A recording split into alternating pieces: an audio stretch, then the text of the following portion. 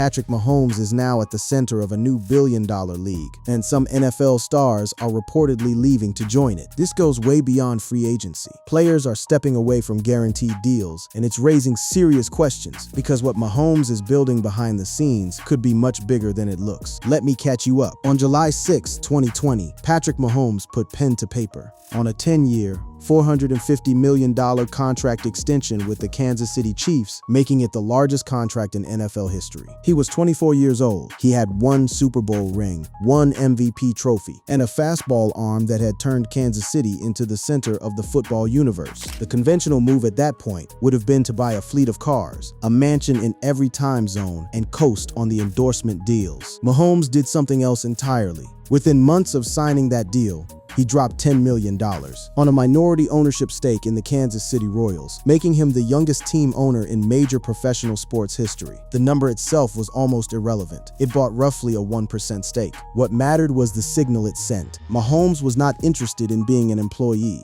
even the highest paid employee in the history of team sports. He wanted equity. He wanted to own things. The following year, he joined the Sporting Kansas City ownership group in MLS. Then, alongside his wife Brittany, a former professional soccer player herself, he became a co-owner of the Kansas City Current in the National Women's Soccer League. He became the first active NFL player to hold an ownership stake in an NWSL team. 3 franchises in 3 different leagues, all in Kansas City, all before his 28th birthday. But Mahomes was not content with regional dominance. In October 2023, he and Chiefs teammate Travis Kelce, along with golfer Rory McIlroy, invested in the Alpine Formula One team as part of a group grabbing a 24% stake, valuing the F1 operation near $1 billion. Formula One had been exploding in popularity across the United States, driven in large part by the Netflix docuseries that turned the sport into appointment viewing. For a generation that previously couldn't name a single driver, Mahomes saw the wave and rode it. He also held equity in Whoop, the fitness tracker company, that had initially been valued at $1.2 billion when he first invested. By early 2026, that company had raised $575 million in a new funding round, pushing its valuation to $10.1 billion. His early bet, placed when Whoop was still considered a niche startup, had multiplied almost tenfold. Additionally, he held stakes in Hyperice, BioSteel, a major league pickleball franchise, and several Whataburger locations across Kansas City. His net worth by 2026 was estimated between $90 million and $160 million, depending on which source you consulted and how they counted his ownership stakes. The gap in those estimates itself told a story. His assets were becoming so complex, so layered across industries and leagues and continents, that no single number could capture them. And that was the point. He was building something that would outlast his throwing arm by decades. Meanwhile, the Kansas City Chiefs, his team, his football home, were struggling. The 2025 season had been a disaster by Mahomes' standards. After reaching at least the AFC Championship game every season since he became a starter, Kansas City failed to make the postseason. The Chiefs finished 6-11, third in the AFC West behind Sean Payton's 14-3 Denver Broncos and Jim Harbaugh's 11-6 Los Angeles Chargers.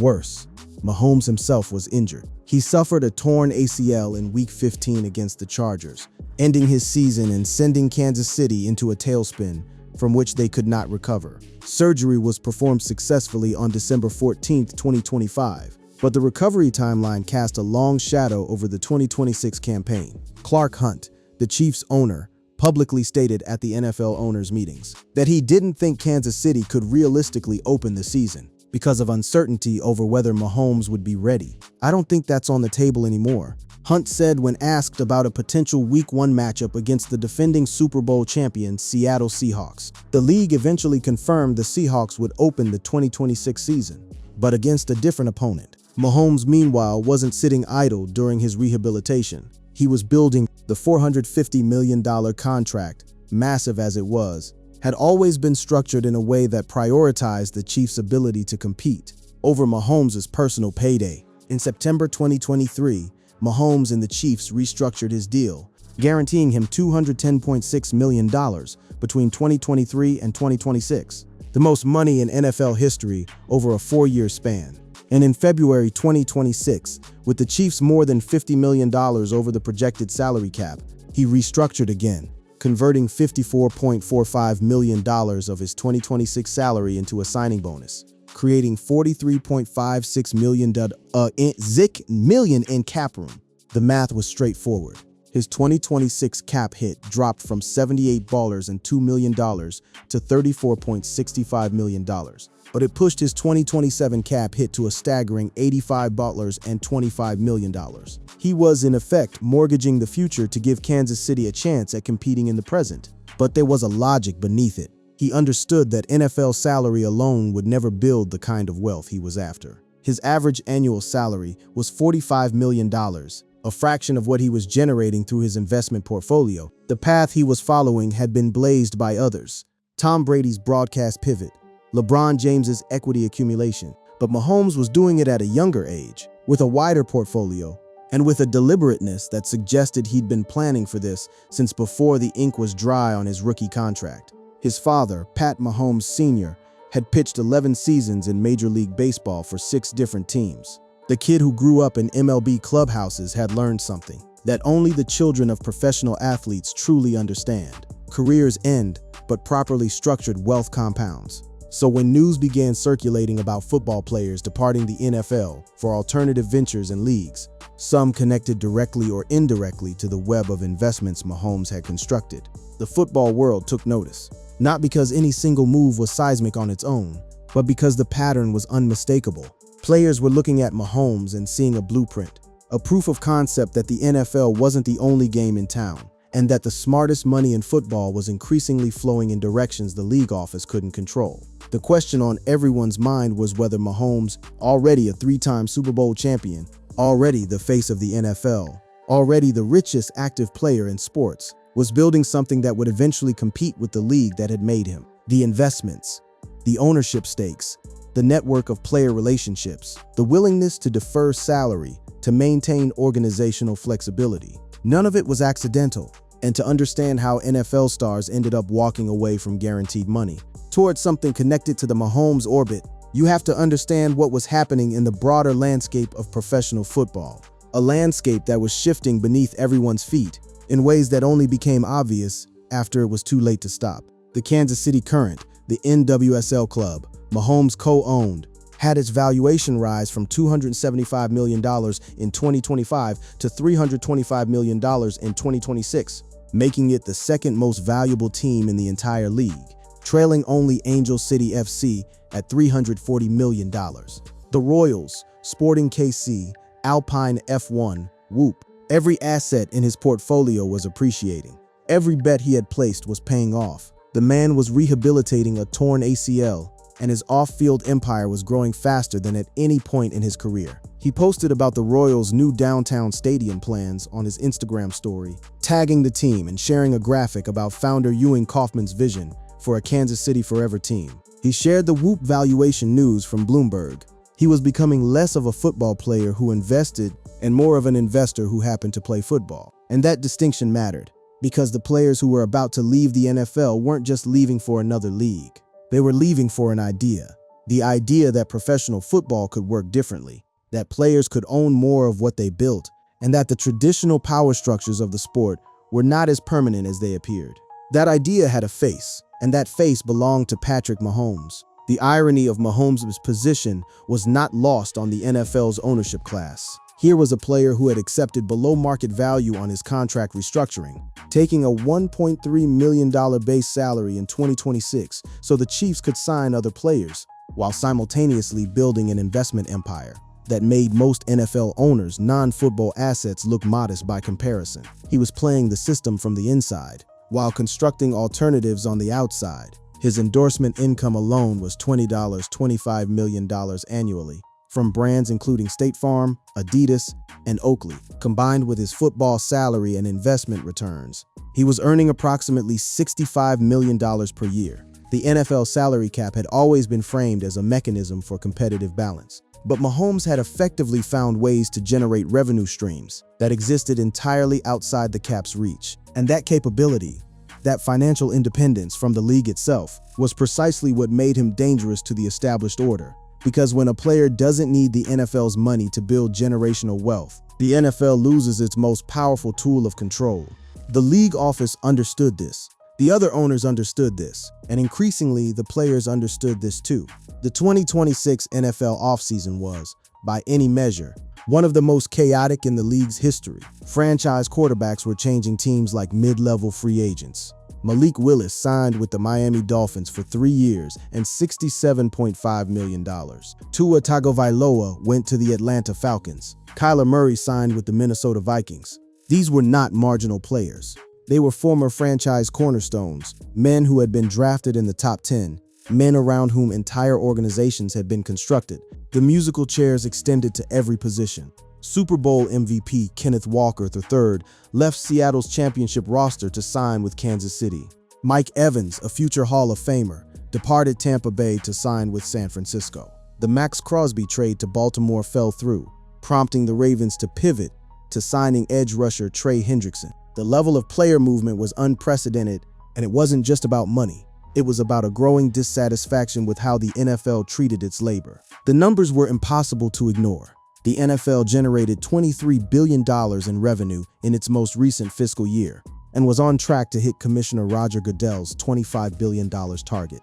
That figure represented an 8% jump from the previous year. The league's media deals alone, $113 billion worth of TV contracts signed in 2021, were generating rivers of cash that flowed overwhelmingly to ownership. Players received their share through the salary cap, but the cap was increasingly viewed as a ceiling rather than a floor, a mechanism that kept player compensation artificially constrained. While franchise valuations soared past $5 billion, $6 billion, even $7 billion.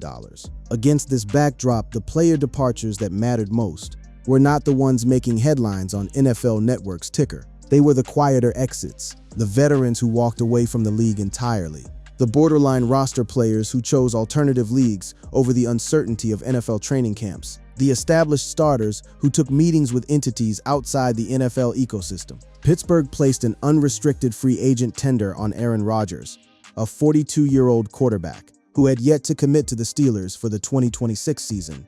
The tender was a rarely used mechanism that offered him a 10% raise from his 2025 salary, a paltry sum for a player of his stature. Rodgers, once the highest paid player in football, was being offered a contract that was functionally an afterthought. The symbolism was devastating. One of the greatest quarterbacks in the history of the sport, reduced to a bureaucratic footnote in Pittsburgh's salary cap planning. Meanwhile, Joey Bosa, a 5-time Pro Bowler, the 2016 Defensive Rookie of the Year, formerly of the Chargers and then the Bills, sat unsigned on the open market. Marshon Lattimore, a 4-time Pro Bowl cornerback and former Defensive Rookie of the Year, was a free agent for the first time in his career after his time with the Commanders. Jonnu Smith, Mekhi Becton, Taysom Hill, David Njoku, Yawan Jennings, all of them, accomplished veterans, were without teams as May approached. The 2026 NFL Draft had come and gone. Undrafted free agents had been signed, and still proven NFL players with Pro Bowl pedigrees and championship rings sat at home, waiting for a phone that wouldn't ring. The NFL had always relied on a simple economic truth. It was the only game in town. Other football leagues existed. Sure, the XFL had launched and relaunched. The USFL had been resurrected. The Arena Football League had flickered in and out of existence for decades, but none of them had ever posed a genuine threat to the NFL's monopoly on elite football talent. The pay was too low, the exposure too limited, the stigma too high. But something was changing. The United Football League, born from the 2024 merger of the XFL and USFL, had stabilized under new leadership. In July 2025, multi-billionaire Mike Rapole acquired a large minority stake through his private equity fund Impact Capital, bringing genuine financial muscle to a league that had previously operated on the razor's edge of insolvency. Rapole joined the ownership group alongside Fox, Redbird Capital Partners, ESPN, Denny Garcia, and Dwayne "The Rock" Johnson. The UFL was not, by any conventional measure, competition for the NFL.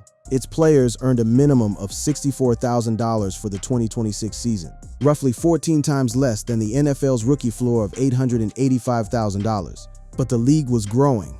3 new franchises, the Columbus Aviators, Louisville Kings, and Orlando Storm, debuted for the 2026 season. Markets were expanding. TV deals were in place with ESPN and Fox, and critically, more than 20 UFL players had landed on NFL rosters in 2024 alone. establishing the league as a legitimate pipeline back to the big time. The players flowing into the UFL were not random journeymen and desperate long shots. 5 former NFL first-round picks were suiting up in the UFL for the 2026 season. Former NFL quarterbacks, wide receivers, and defensive standouts populated every roster. All 8 UFL teams had former NFL players. Coaches, too, with names like A.J. McCarron and Ted Ginn Jr. leading sidelines. The talent level, while below the NFL's peak, was credible enough to generate watchable football and real fan interest. The UFL's business model was evolving rapidly under Repol's direction. He had liquidated all 8 existing rosters and redistributed players through a draft process. Similar to the 2020 and 2023 XFL drafts, a move so aggressive that Birmingham quarterback Jamar Smith quit the league in protest and leaked the plans to the press. The upheaval was real, but so was the restructuring's intent. Repol was trying to create genuine competitive balance, real markets with real fan engagement, and a product that advertisers would pay premium rates to sponsor. Rule changes added entertainment value. A 4-point field goal for kicks of 60 or more yards was introduced. A 3-point conversion option from the 8-yard line was added. The league was deliberately differentiating itself from the NFL, not trying to be a carbon copy playing in inferior stadiums, but trying to be something new, something that could coexist with the NFL, and eventually negotiate from a position of strength rather than desperation. And this was where the Mahomes connection became critically important. Mahomes himself was not an owner of the UFL. He did not have a direct financial stake in the league, but the investment philosophy he represented, the idea that athletes could and should own the means of their sports production, was seeping into the consciousness of every player who watched a proven veteran sit unsigned. While NFL revenue climbed toward $25 billion, the NFL had noticed. In December 2025, NFL clubs voted to financially invest up to $32 million in a new professional flag football league. The league was officially trying to control the alternative football space before someone else did. Flag football was headed for the Olympics. The NFL wanted to own that pipeline too, but the investment was modest. $32 million was pocket change for a $25 billion enterprise. And the signal it sent was ambiguous at best. Was the NFL genuinely invested in growing football outside its own walls? Or was it simply trying to ensure that no rival entity could gain a foothold? The answer for many players was obvious. The NFL protected ownership. It always had. The salary cap existed to protect ownership. The franchise tag existed to protect ownership. The collectively bargained revenue split, which gave players roughly 48% of total revenue, existed because ownership had negotiated it that way.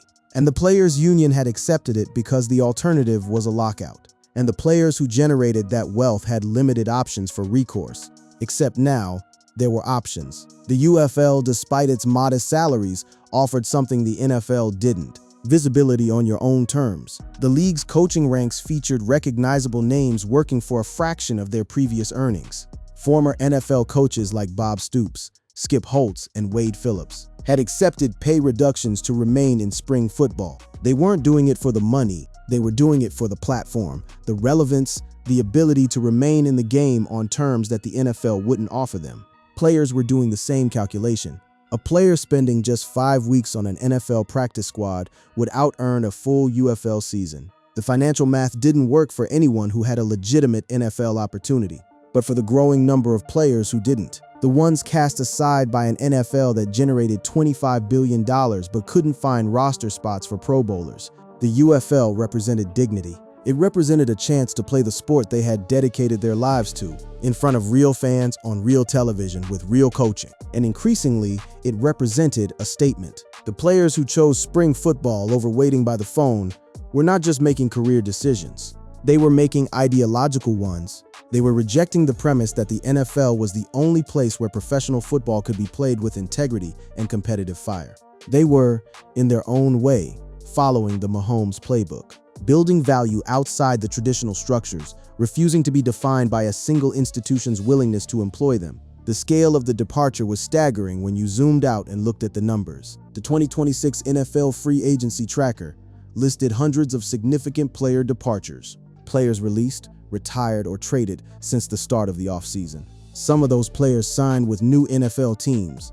Some retired to pursue broadcasting or coaching, but a meaningful subset simply vanished from the NFL's radar, showing up weeks later on UFL rosters, in new business ventures, or in media roles that had nothing to do with playing football. The New England Patriots released safety Stefon Diggs to save $26.5 million in cap space. One of the most dynamic playmakers of his generation, tossed overboard to make room under an arbitrary financial ceiling. Mekhi Becton, a former first-round pick who had won a Super Bowl with the Eagles and started 15 games at left tackle, was released by the Chargers to save cap space and left to find a new home as the draft approached. These were not fringe players. These were men who had been selected in the first round of the NFL draft, who had made Pro Bowls and won championships, who had generated billions of dollars in combined revenue for the NFL's ownership class. And they were being discarded, not because they couldn't play, but because the financial architecture of the league made it cheaper to draft replacements than to pay proven veterans what the market demanded. To understand how Mahomes' investment empire connected to the exodus of NFL talent, you had to look at the numbers not as a football fan, but as a venture capitalist. The NFL was generating $14 billion in national revenue shared with all 32 teams, about $8.3 billion generated by teams locally, and the balance in league office sales. That $23 billion pie was being sliced with increasing precision. And the players' slice, while substantial in raw dollars, was shrinking as a percentage of the total value they created. Meanwhile, the alternative football market was consolidating. The UFL, backed by Fox, Redbird Capital Partners, ESPN, Danny Garcia, and Dwayne Johnson, with Repulse Impact Capital now providing additional financial firepower, had a combined ownership group whose net worth exceeded $10 billion. The league was no longer a vanity project or a content play. It was a going concern with a CBA negotiated through 2026. Television deals on major networks, and a path to profitability that, while steep, was not impossible. The NFL had closed ranks against rival leagues before. When the USFL sued the NFL for antitrust violations in the 1980s, it won the case, but was awarded just $1 in damages. When the XFL launched in 2001, the NFL leveraged its media relationships to starve the upstart of attention. When the AAF collapsed in 2019, the NFL absorbed its best players and moved on without a second thought. The playbook was well-worn and brutally effective. Let rival leagues overextend, then cannibalize whatever was left. But the 2026 landscape was different in a crucial respect. The rival leagues were no longer run by football romantics or celebrity dilettantes. They were run by private equity firms and media conglomerates, with sophisticated understanding of content distribution, talent acquisition, and brand building. Redbird Capital Partners, the same firm that had invested in AC Milan, the Yes Network, and Fenway Sports Group, brought institutional capital and operational discipline that previous spring football ventures had lacked. And the players themselves were different. The generation of athletes who had watched Mahomes build ownership stakes in 4 professional sports teams while still in his 20s understood something that previous generations had not, that the relationship between labor and capital in professional sports was not immutable. It could be renegotiated, it could be disrupted, and if the NFL wasn't willing to share more of its $25 billion pie, then perhaps it was time to bake a different one entirely. This was the philosophical underpinning of what was being called, somewhat loosely, Mahomes League. It wasn't a literal league owned or operated by Patrick Mahomes. It was a concept, a constellation of investments, relationships, and alternative football operations that drew inspiration from the Mahomes model of athlete ownership and financial independence. The all $1 billion figure referenced not a single league valuation, but the combined worth of the various football-adjacent ventures that orbited the Mahomes investment thesis. Consider the math. The Kansas City Current, in which Mahomes held an ownership stake, was valued at $325 million. Sporting Kansas City added more. The Royals, though a minority stake, connected Mahomes to a franchise worth over $1.5 billion. The Alpine F1 investment linked him to a team valued near $1 billion. Whoop was now worth $10.1 billion.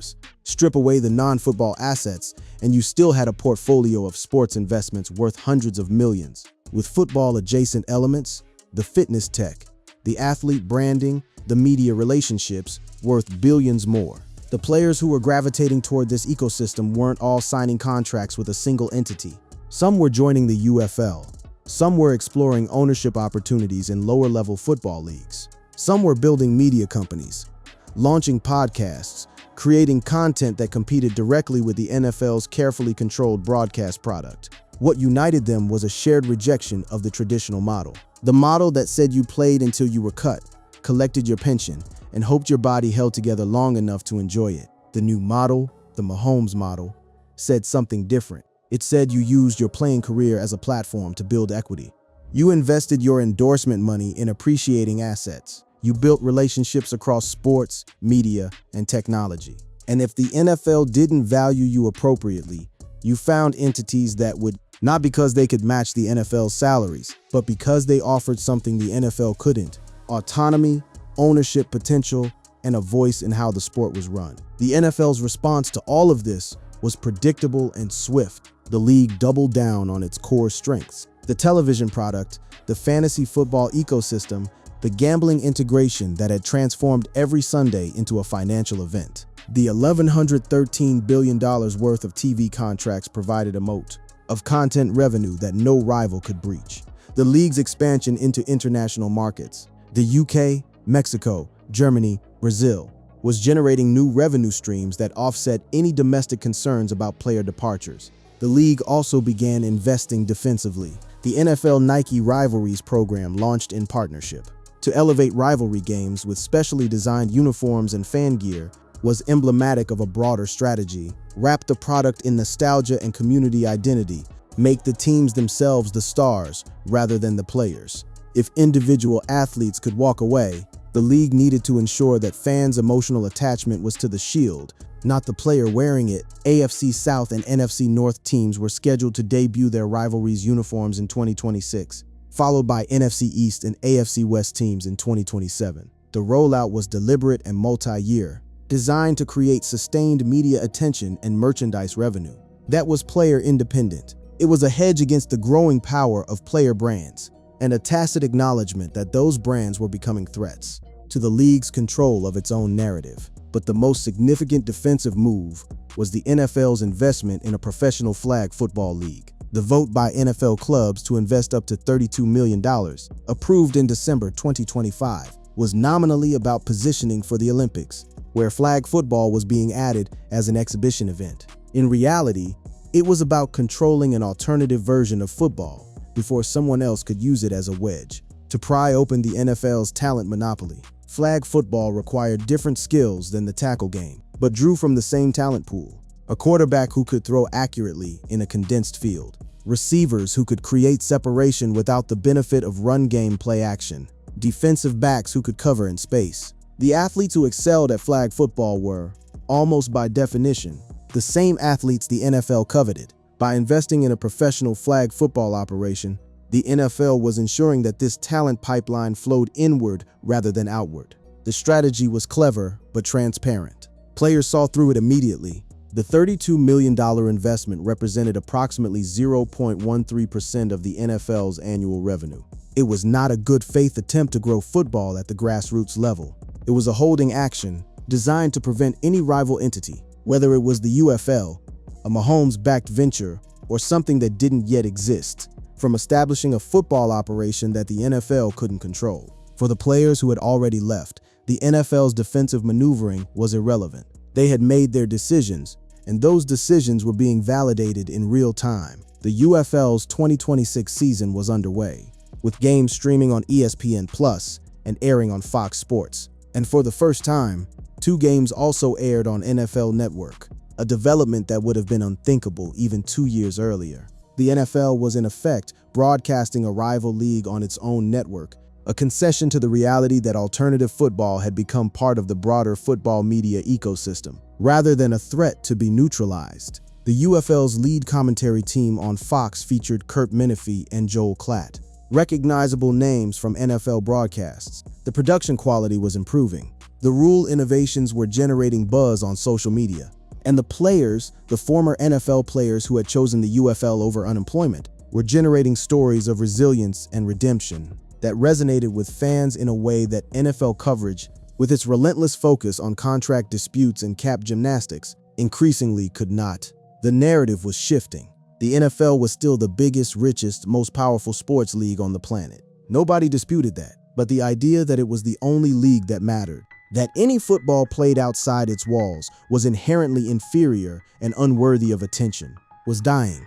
And the man whose investment philosophy had helped kill it was sitting in a Kansas City rehabilitation facility, working his ACL back to game readiness, waiting for September. What made the Mahomes blueprint particularly threatening to the NFL? LeBron James had spent decades building his Spring Hill company into a media empire. Tom Brady had launched his TB12 brand, and then parlayed his retirement into the highest-paid broadcasting contract in television history.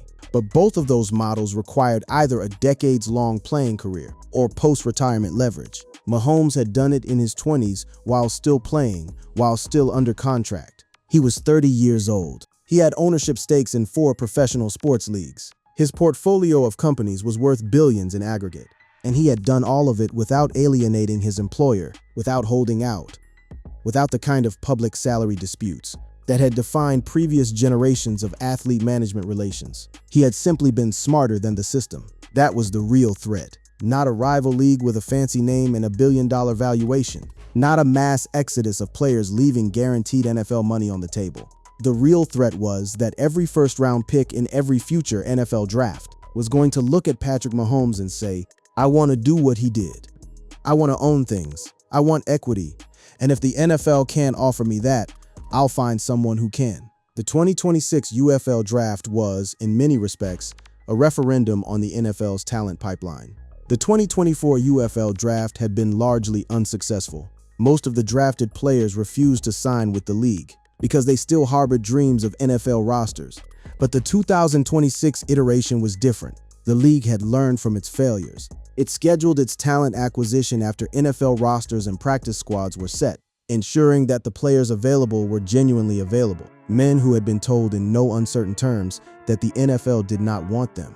These were not anonymous college prospects. KJ Hamler, a former second-round pick of the Denver Broncos, was now playing wide receiver in the UFL. The coaching staffs were populated with former NFL coaches, working for 6-figure salaries, a fraction of the $15 to $20 million annually that top NFL coaches earned. The quality of play, while not NFL caliber, was legitimate professional football. Real schemes, real talent, real competition.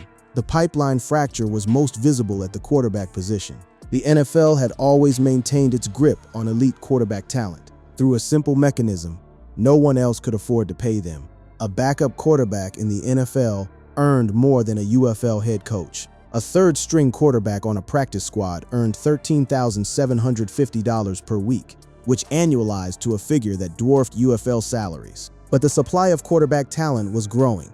College programs were producing more pro-ready signal callers than ever before, and the NFL only had 64 starting and backup spots. The overflow was substantial, and the UFL was absorbing it. What the public didn't fully appreciate was the interconnected web of relationships that linked these departing players to the Mahomes investment ecosystem. Many of them shared agents, financial advisors, and brand managers with Mahomes. The same firms that managed his endorsement portfolio also managed portfolios for former NFL players who are now exploring non-NFL football opportunities, who are now looking at spring football leagues as potential investment targets. This was not a conspiracy. It was a network effect. When the most successful athlete investor of his generation demonstrated that ownership and equity participation were possible and profitable, it created gravitational pull. Players who might have quietly accepted their NFL departures a decade earlier were now asking different questions. Not which team will sign me, but who will give me equity. Not what's my salary, but what's my ownership stake. The conversations happening behind closed doors in player lounges and agency offices across the country were variations on a single theme. Why am I generating billions of dollars for 32 billionaire owners and getting back a capped percentage? The answer had always been because there's nowhere else to go. Now, for the first time in decades, that answer was becoming less convincing. There were places to go. They didn't pay as much. They didn't have the prestige, but they offered something the NFL never had: a seat at the table. The Chiefs' own roster moves illustrated the tension. Kansas City, desperate to compete after their 6-11 debacle, used the $43.56 million in cap space created by Mahomes' restructure to add impact players. Kenneth Walker III, fresh off winning Super Bowl MVP with the Seahawks. Signed with the Chiefs. Travis Kelce, the three-time Super Bowl champion, re-signed on a 3-year deal worth $57.7 million. But the players the Chiefs released to create that cap space, Jawan Taylor, $19.5 million, Michael Dana, $8.8 million, Drew Tranquill, $5.8 million, were all productive veterans who had contributed to Super Bowl teams. They were being jettisoned, not because they couldn't play, but because the cap math demanded sacrifices. Some would sign with other NFL teams. Others would find themselves in the same limbo that was pushing talent toward alternative leagues. The system was working exactly as designed, which was precisely the problem. The NFL's salary cap was a feature, not a bug. It forced teams to make hard choices, creating parity and unpredictability that fueled gambling and fantasy football engagement. But the human cost was borne entirely by players. The ones released, the ones whose guarantees didn't kick in, the ones who generated tens of millions in jersey sales, only to be discarded when the spreadsheet demanded it. Travis Kelce's situation was particularly instructive. The tight end, arguably the most famous non-quarterback in the NFL, a cultural icon whose relationship with Taylor Swift had made him a household name beyond sports, had reportedly considered retirement before committing to the Chiefs for 2026. The decision was not purely about football. It was about platform maintenance, about preserving a level of visibility that powered an endorsement portfolio worth tens of millions annually. But what if Kelce had retired? What if, instead of accepting the 3-year deal with Kansas City, he had followed the Mahomes playbook into full-time investment and business development? He and Mahomes already shared an investment in the Alpine F1 team. They were business partners outside of football. The infrastructure existed for Kelce to step seamlessly from the field into the ownership class, and the NFL would have lost one of its biggest attractions without the ability to replace the cultural impact he generated. That hypothetical, a star athlete choosing business over the field, was no longer hypothetical. It was happening across the league at every position, at every level. The NFL's best players were looking at their contracts and seeing an hourly wage. Then they were looking at Mahomes' whoop stake, an investment that had appreciated from $1.2 billion to $10.1 billion, and doing the arithmetic. Playing football paid well, but owning things paid better. The UFL's collective bargaining agreement, ratified in April 2025 and running through 2026, was a stark contrast to the NFL's labor framework. The UFL's CBA increased salaries and provided full-year health insurance, a major improvement for players who had previously lost medical coverage during the offseason. The concessions were modest by NFL standards, but transformative for players earning $64,000 a year. UFL players are not millionaires. Harry Marino, president of Sports Solidarity and the union's lead negotiator, said when the CBA was announced, "Like many Americans, they are simply hard workers looking for fair pay and healthcare from an employer who can afford it." The statement was a masterclass in positioning, framing UFL players not as failed NFL aspirants, but as working-class Americans fighting for basic dignity in the workplace. The messaging resonated. Public sympathy, which had always been a scarce commodity for professional athletes earning millions, was suddenly abundant for the spring football players earning $6,400 per game. The UFL's labor story, small salaries, full-year healthcare, modest bonuses, was the mirror image of the NFL's labor story. Enormous revenues, capped salaries, disposable veterans, and the public, increasingly attuned to economic inequality in all its forms, was beginning to view the NFL's treatment of its labor force through a more critical lens. The St. Louis Battlehawks, the UFL's most successful franchise in terms of attendance, had slipped under 30,000 fans for a home game for the first time since the league launched in 2024. It was a concerning data point, but it was also an outlier. The 3 new markets, Columbus, Louisville, and Orlando, were generating excitement, with season ticket deposits and local media coverage exceeding expectations. The UFL's sustainability was still far from guaranteed. Television ratings had declined in some markets. The hub model, where teams were based centrally and traveled to their home markets only for game days, was logistically challenging and emotionally hollow. Repoll was increasing market time, promising 2 to 3 day stays during game weeks and 10-day stays for back-to-back home games. But the model still lacked the community embeddedness that made NFL franchises integral parts of their cities' identities. Yet the league was still standing.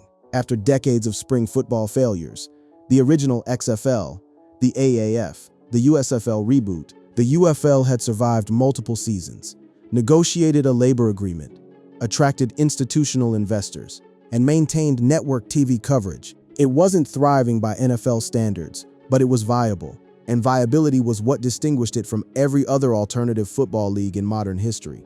The question was no longer whether spring football could survive. It was whether spring football could grow into something that the NFL would eventually have to take seriously as competition. The player migration between leagues was becoming more sophisticated. UFL players who signed with NFL teams like Jacob Saylors, who went from the St. Louis Battlehawks to the Detroit Lions' 53-man roster, were establishing a credible pathway that worked in both directions. Saylors had carved out a niche as a kick return specialist for the Lions, recording 33 kickoffs for 897 yards, proving that spring football talent could translate directly to the NFL level. Former UFL cornerback Jaden Price signed a reserve future contract with the Saints, as did offensive tackle Barry Wesley. These were not headline-generating signings, but they were proof of concept, evidence that the UFL was functioning as an effective developmental system, producing players who could compete at the NFL level. The old stigma that spring football was where careers went to die was being replaced by a new narrative. Spring football was where careers could be reborn. This two-way flow of talent was unprecedented in its scale and its acceptance. NFL teams were actively scouting UFL games, signing UFL players, and incorporating UFL tape into their evaluation processes. The power dynamic between the leagues was unequal. The NFL was the destination, the UFL was the feeder, but the relationship was legitimate. And legitimacy in the world of professional sports was the foundation upon which everything else was built. So here was the reality, stripped of its YouTube title packaging and examined in the cold light of verified facts. There was no literal all-$1 billion league that Patrick Mahomes had created where NFL stars signed contracts to play. That specific framing was a dramatization, a narrative shorthand, that collapsed several real developments into a single attention-grabbing headline. But the underlying dynamics that made the headline compelling were absolutely real, and they were reshaping professional football in ways that would have been unimaginable even 5 years earlier. Mahomes' investment portfolio, valued collectively in the billions when you included all of his stakes, across sports, technology, and consumer brands, represented a new model for athlete wealth that was philosophically incompatible with the NFL's traditional labor structure. His approach, accepting below-market-based salaries to create cap flexibility, while simultaneously building equity and appreciating assets, was a playbook that other athletes were beginning to adopt. And that adoption was in an indirect but meaningful way, contributing to the broader shift in how NFL players viewed their relationships with the league. The players who had quit the NFL hadn't done so in a dramatic, take this job and shove it fashion. Some had simply not been re-signed after their contracts expired. Others had been released as cap casualties. Still others had chosen alternative football leagues or business ventures over the uncertainty of NFL free agency. But the cumulative effect was the same: a noticeable and accelerating outflow of recognizable talent from the NFL's ranks into a broader football ecosystem that no longer existed solely within the NFL's walls. The UFL was the most visible destination for departed NFL players, with former first-round picks and Pro Bowlers populating its rosters. But it was far from the only one. The NFL's own $32 million investment in a professional flag football league acknowledged implicitly that football was becoming a multi-league sport, that the NFL's monopoly on professional football talent was eroding, slowly but measurably, under the pressure of economics, demographics, and a generation of players who had watched Patrick Mahomes prove that there was life beyond the salary cap. The billion-dollar figure was real, not as the valuation of a single league, but as the aggregate value of the football-adjacent investment ecosystem that Mahomes represented. His Whoop stake alone connected him to a $10.1 billion company.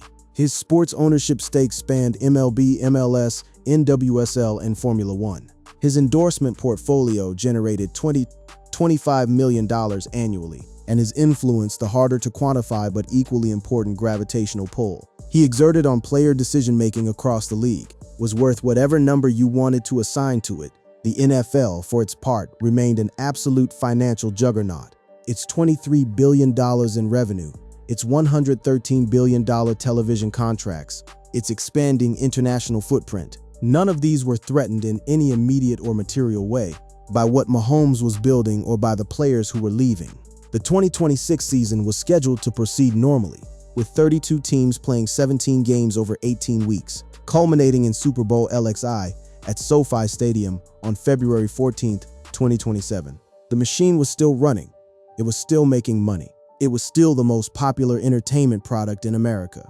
But the cracks were there for anyone willing to look. The NFL's collective bargaining agreement with its referees was expiring on May 31, 2026, creating the possibility of labor disruptions that could further tarnish the product. The league's salary cap was creating annual cycles of player displacement that were becoming increasingly difficult to justify to a public that saw the revenue numbers. And the most talented, most visible, most marketable player in the sport was demonstrating in real time that the NFL's financial model was not the only one available to elite athletes. Mahomes himself would return to the field. His ACL surgery had been successful. His rehabilitation was on track for a Week 1 return, and the Chiefs had made significant roster additions during the offseason.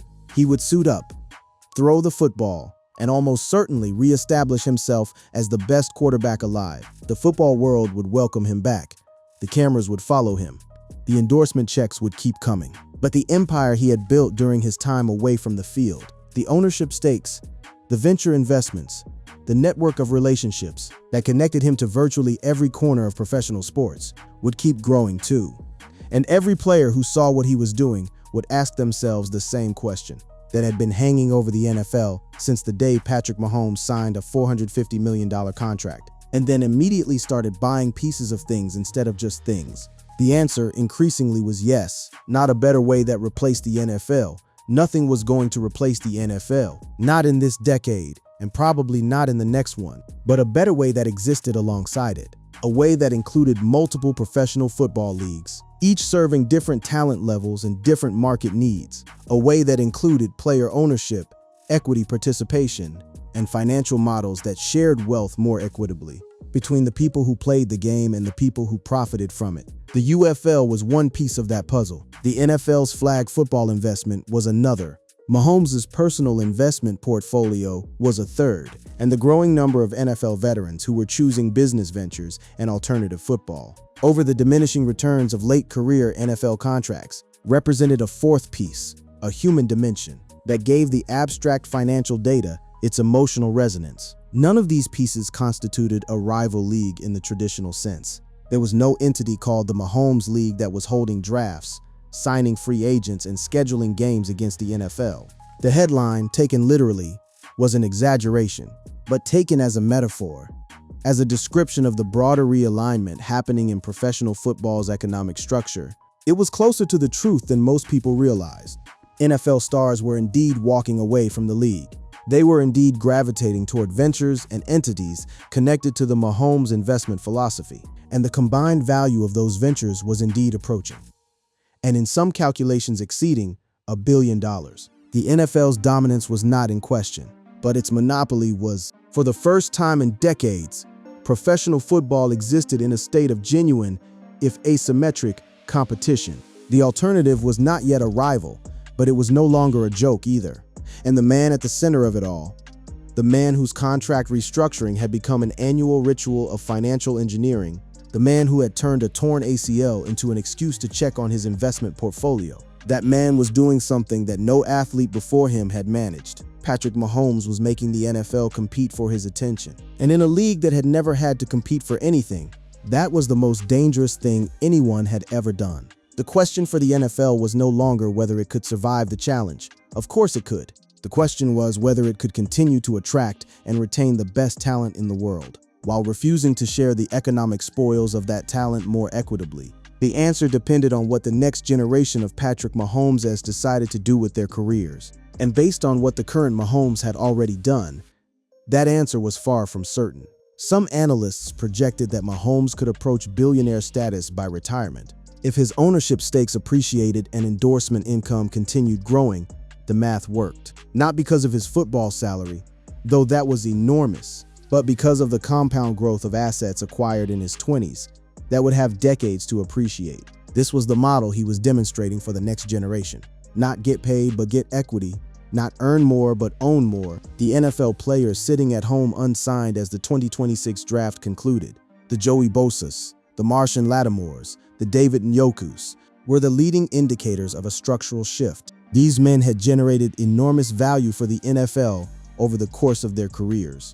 They had Pro Bowl selections and championship rings and millions of jersey sales attributed to their names. And the reward for all of that was a phone that had stopped ringing and a league that had moved on without them. They deserved better. The system owed them better. And the growing ecosystem of alternative football operations, funded by private equity, backed by media conglomerates, inspired by the Mahomes investment thesis, was beginning to offer it. Not enough, not yet, but the trajectory was unmistakable. The billion-dollar league was not a single entity with a name and a logo. It was an idea whose time had come, and ideas, unlike football leagues, were very hard to shut down. When Patrick Mahomes posted about the Kansas City Royals' new downtown stadium plans on his Instagram story, he wasn't just supporting a local baseball team. He was reinforcing the message that had defined his entire off-field career. Invest in your community. Build equity in things you believe in, and think beyond the next contract. The message was aimed at his followers, but it was received by every NFL player who was watching, which was all of them. When I signed my deal, I knew I was going to be set for life regardless of how the market went. He had said during his 2023 restructure, "You just keep playing. Money is one thing, but when you get those Super Bowl rings at the end of your career, I think that's going to be the thing that you look back on." The words were humble. The strategy behind them was anything but. He had accepted lower annual values so the Chiefs could build around him. And then he had used the brand equity generated by those Super Bowl runs to build an investment portfolio that dwarfed his football earnings. It was elegant, it was calculated, and it was changing the sport of professional football from the inside out. The players who quit the NFL didn't quit because of Patrick Mahomes. They quit because the NFL gave them no choice. But where they went toward ownership, toward alternative leagues, toward business ventures that valued their labor differently, that was Mahomes' influence. That was the billion-dollar league, hiding in plain sight, growing every day that the NFL refused to change. The 2026 NFL season would begin on September 9th. 18 weeks of football, 17 games per team, billions of dollars in advertising revenue. The spectacle would continue. It always did. But beneath the surface of America's most popular sport, a quiet revolution was underway, driven by a quarterback with a torn ACL, a portfolio of investments worth hundreds of millions, and a simple belief that athletes deserved more than a paycheck. They deserved a piece of the game itself. And for the first time in the NFL's century-long history, some of them were starting to get it.